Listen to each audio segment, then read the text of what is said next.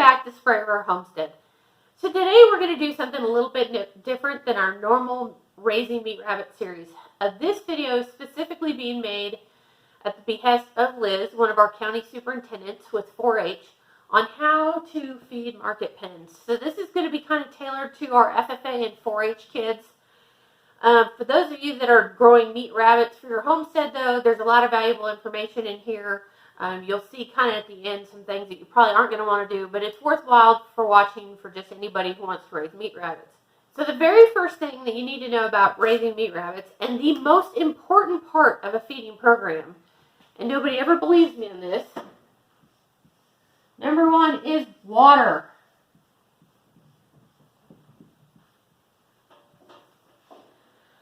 Rabbits do not have water, are not drinking water. They will not eat food. They cannot digest food. So this is critical, absolutely critical. Now, what most people don't understand is that for most of us, we use water bottles, myself included. You fill it up, you put it out there, and you think, I'm golden. Believe it or not, rabbits will drink 2 to 3 times as much water if you give them water in crocks. So for our market kids, if you are on a water bottle now, you might really consider going to a bigger size crock, making sure that they've got water and changing it to fresh water 2 to 3 times daily. You go with a big enough crock, you can fill it morning and night, but absolutely clean, fresh water is vital to making them grow. Okay, so naturally, item 2.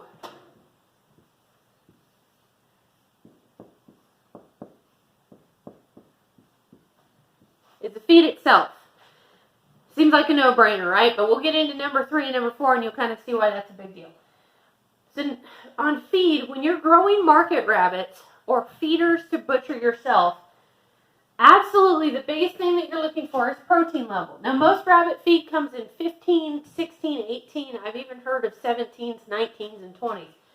But for most rabbit feed, they're going to be a 16 or an 18. What you actually want when you're feeding market rabbits is an 18% protein level. Now, when we're talking about our breeder rabbits, this is too high. But right now, we're going for maximum growth. A growing rabbit can metabolize enough of the 18% feed to make it worthwhile. You're also going to look for a 3 to 3.5% fat level. Okay, this is just going to add a little extra oomph to them. And this will make a big difference in their fur quality as you go forward. We do have an answer to that if your feed is a little bit low. The feed that I feed locally only runs about a 2%. So we do have an answer on how we're going to bump that up a little bit to give you the best fur that you can get by the time these rabbits go to market. The other thing you're looking at is fiber. What you really want to shoot for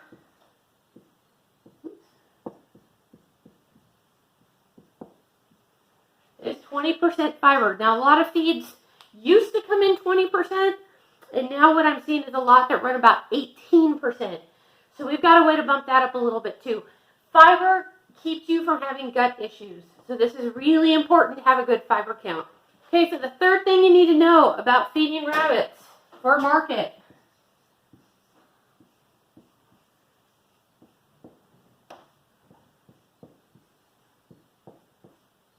Okay, now this one is going to be one of these that a lot of people are going to argue about, is limiting your hay. There is a reason for that. We are trying to grow for maximum growth rate, right? So hay is actually empty calories for the most part. Think of it like eating a salad every day. It's good for you. There's vitamins and nutrients in it, but there's not very many calories. This is why years and years ago when people would diet, everybody would eat salads, because there's not very many calories. We're actually trying to put calories into our rabbits. Calories equal the energy that we need to build bone and muscle. So hay doesn't really do anything for us. It is, however, important in that fiber. The reason we need that hay is to make sure our gut is continuing to move. The better the gut moves, the more efficient our feed gets converted to muscle. But we are still going to be limiting that hay. Okay, so the very fourth thing, number 4.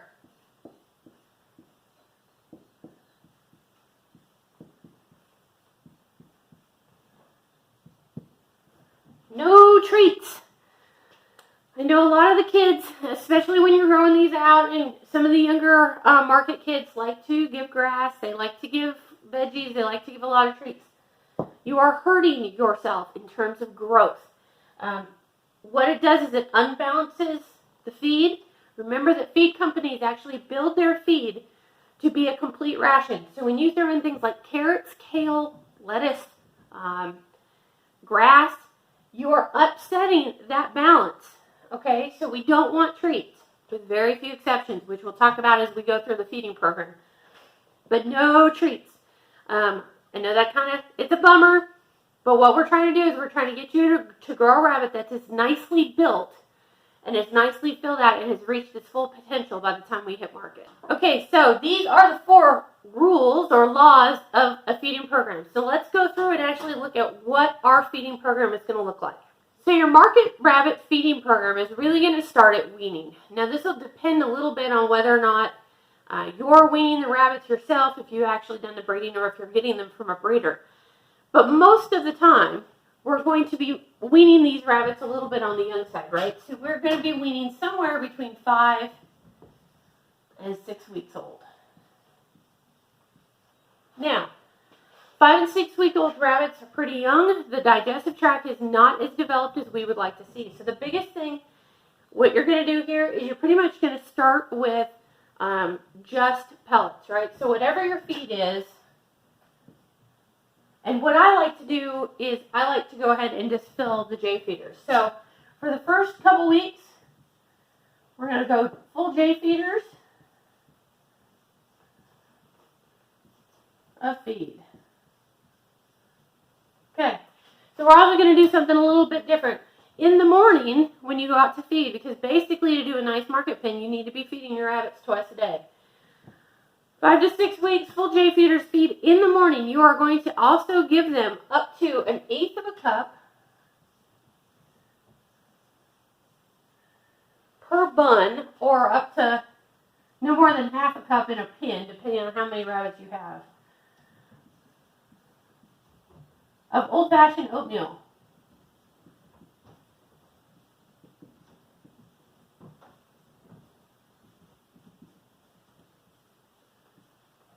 Okay, so what the oatmeal actually does is, one, it keeps them eating, because oatmeal has a little bit of sugar into it, not a lot, because we don't want to cause any digestive issues, but it'll also act to bind the stool. So if for some reason we've got a case of loose stools coming on, this will help. The other thing that you're going to do is you're going to add a good handful of hay.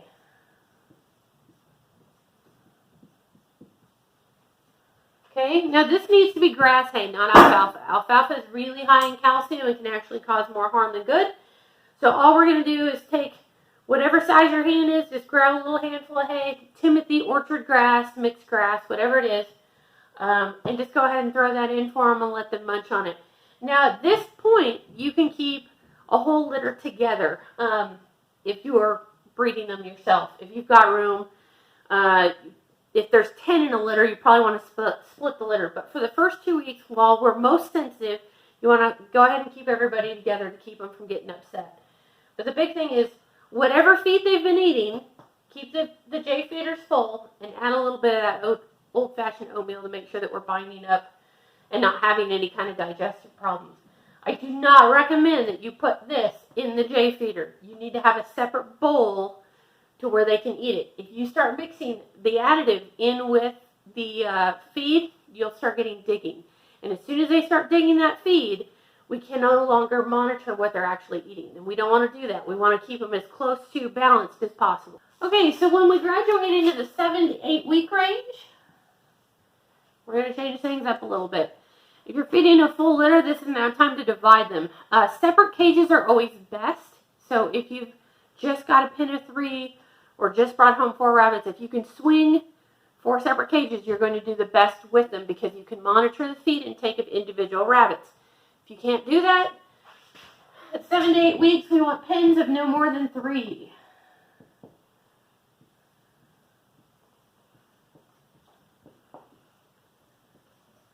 Oops, no more than 3. The The reason for this is less competition at the feed bowl means that everybody's getting feed and everybody's growing. If you brought home 4 rabbits, divide them in half. Preferably if you can by sex. It doesn't really matter, but sometimes it's easier because bucks will grow at a slightly different rate than your females. Okay, so now we're going to stop keeping those J feeders completely full. So this is going to be really helpful if you have a scale. So what you want to do is, most feeds actually say 1 ounce per pound of body weight per day, okay? So what we actually want to do is, if we can get a good weight on our rabbits, say they're at 2 pounds now, and they should be a little bit bigger than that, but if they're at 2 pounds, then we would be feeding about 2 ounces, which is about a 1/4 cup of feed per rabbit. What we actually want to do is we want to add some extra in there. So for a 2 ounce feeding, we're actually going to feed 3 ounces, and that's per rabbit. So if you've got 3 rabbits in together, you probably want to get a weight on all 3 of them, figure out what you need by ounces, and then add half back in. Okay, so if we're feeding 3 ounces per rabbit, we're going to divide this morning and night. We don't want it all in at once, because at some point the gut gets so full that we're not getting proper metabolism anymore. So we're actually going to divide that up into twice daily feedings. Okay?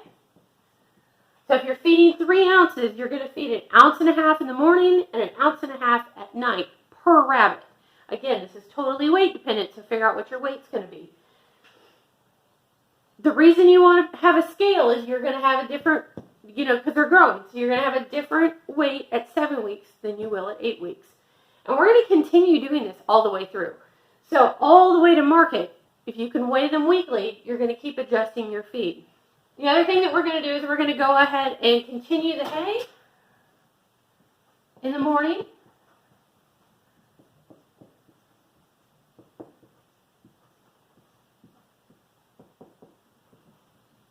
And we're also going to continue your oats.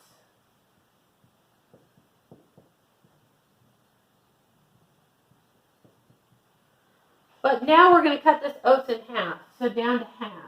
So you're basically going down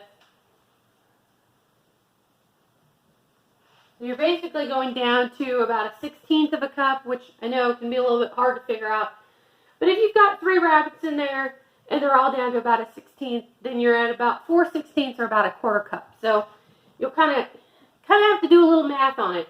The reason we're going to leave the oats in there is just to make sure we don't have any digestive problems. Because as soon as we have diarrhea, we've lost weight, we've lost water retention. We don't want that. So this is what we're going to do. All right, so that's 7 to 8 weeks, all the way to fair. And the last 3 weeks in particular.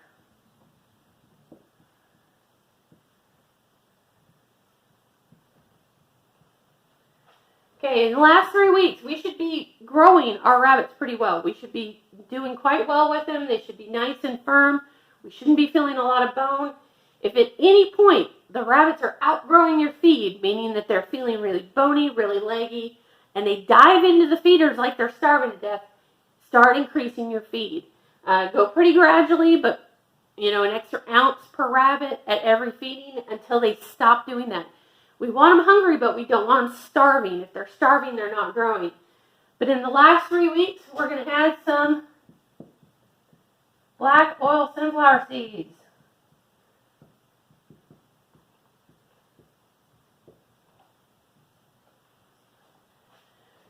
What this does is it's going to give you a nicer fur, and it's also going to help give them a little bit of extra fat. It's just going to make them a nicer rabbit all the way around. And then if you have it, and I know this is usually in a pretty big bag,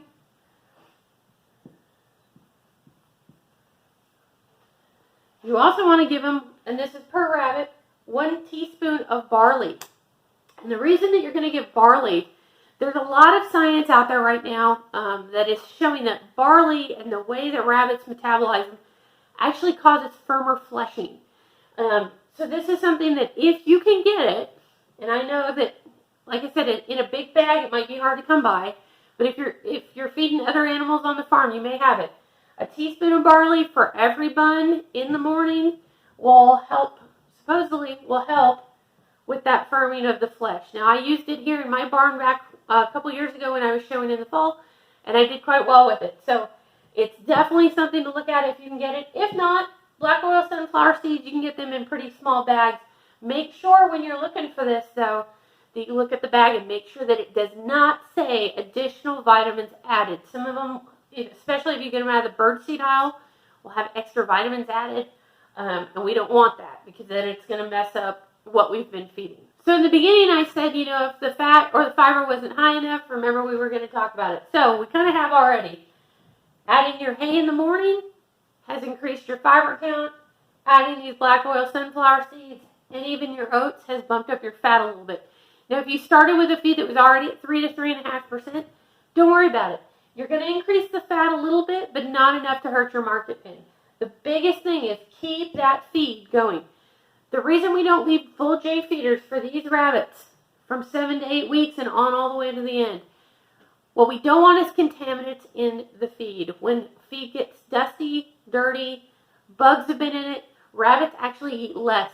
What you want is the idea that it's fresh every single time. Yes, I realize it's coming out of the same bag or the same container every single feeding.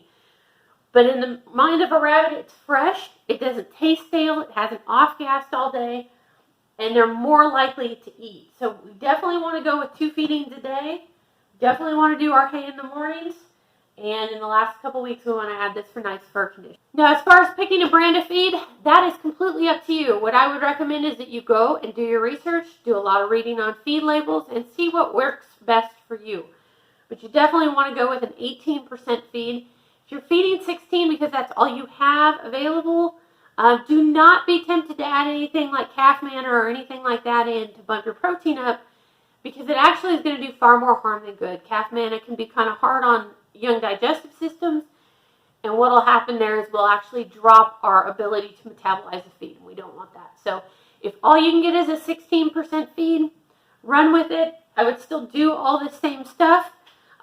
Just know that they might not grow quite as big, quite as fast. All right, so that is feeding our market pins. If you have questions, leave them down in the comments. I will be happy to get back to you. If you are in Klamath County and watching this as part of our rabbit stuff, you can kick an email off to Liz or myself, and I'd be happy to try and answer your questions about it. You can vary it. This, market pins are absolutely your program. This is just my recommendation of based on how to feed, how to get maximum growth. But remember, at the end of the day, it's all up to you. That is it for today for Sprague Homestead. And happy homesteading and happy meat pin grazing.